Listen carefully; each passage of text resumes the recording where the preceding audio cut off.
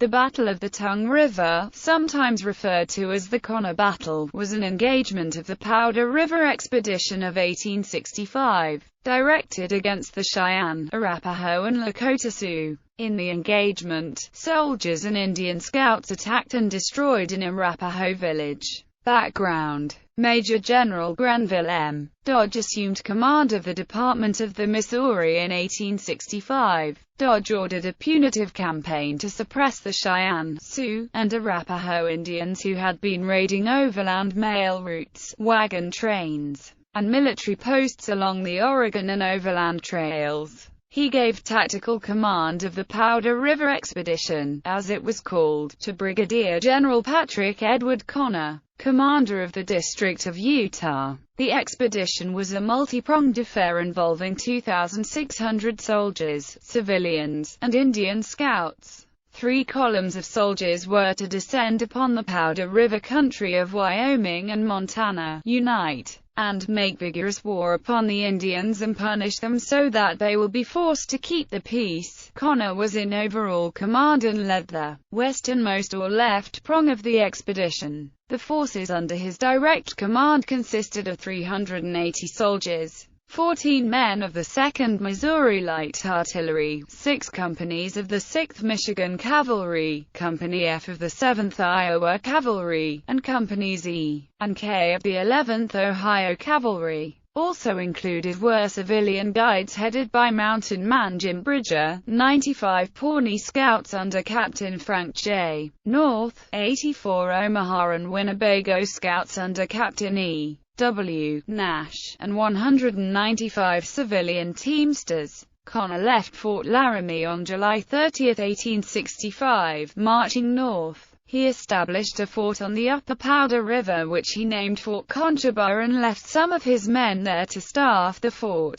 The battle. Jim Bridger saw the smoke of an Indian village and Connor sent out Frank North and 2 Pawnees to find the village. On August 28, the scouts reported back that they had found the village about 35 miles west of Connor's force. Conchobar quickly collected his most mobile soldiers, consisting of about 200 soldiers with 2 mountain howitzer cannon and 40 Omaha and Winnebago and 30 Pawnee scouts, and marched that night toward the village. With Bridger leading them, they reached the village about 8 a.m. The next morning, the soldiers charged the village, having achieved complete surprise. The howitzers pounded the village while the soldiers rushed in, catching the Indians unprepared. In the melee, there was a great deal of indiscriminate firing and women and children were killed as well as warriors. The village, led by Black Bear and Medicine Man, had about 500 inhabitants. Many of the men were absent for a raid on the Crow along the Bighorn River, leaving mostly old men, women, and children in the village. After the initial attack, the few able warriors in the village put up an effective defense, retreating about 12 miles up Wolf Creek while covering the flight of the women and children. Most of the soldiers remained in the village to loot and burn the teepees, but Connor and about 30 men, including 15 Pawnee,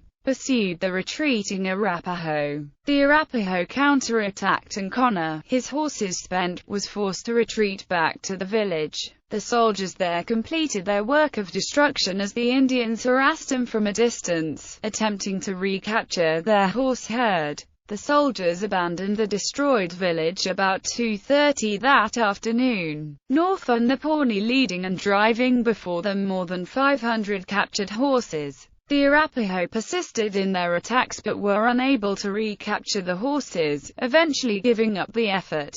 At 3 a.m. the next morning, the soldiers reached their starting point, having covered more than 70 miles and fought a battle in less than 36 hours. Casualties. Conchobar claimed to have killed 63 Arapaho, including 35 warriors, with a loss to himself of 5 dead and 2 seriously wounded.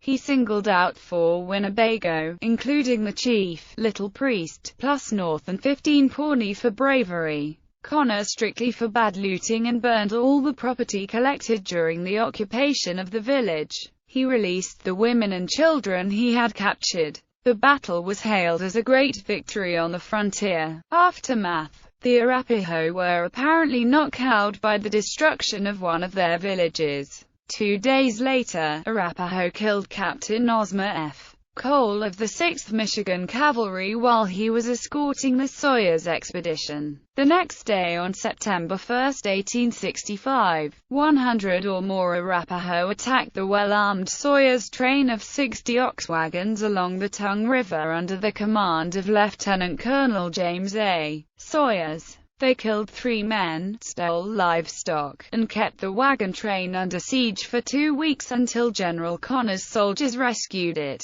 The effectiveness of the Arapaho attack was limited by their shortage of powder for their muskets, and many of the bullets they fired failed to penetrate the skin of either men or oxen. Officers in the engagement: Brigadier General Patrick Edward Connor, Captain Nicholas J. O'Brien, Company F, 7th Iowa Cavalry, Captain Jacob L. Humphreyville, Company K, 11th Ohio Cavalry, Captain Edwin R. Nash, Omaha and Winnebago Scouts, Captain Frank J. North, Pawnee Scouts, 2nd Lieutenant Joseph W. Brown, Signal Corps, 2nd Lieutenant Alonzo V. Richards, Signal Corps. Order of Battle: United States Army, Powder River Expedition, August 29, 1865. Native Americans. The battlefield today. No physical evidence of the battle remains. The battleground is preserved by the Connor Battlefield State Historic Site in Rochester, Wyoming. It is listed on the National Register of Historic Places.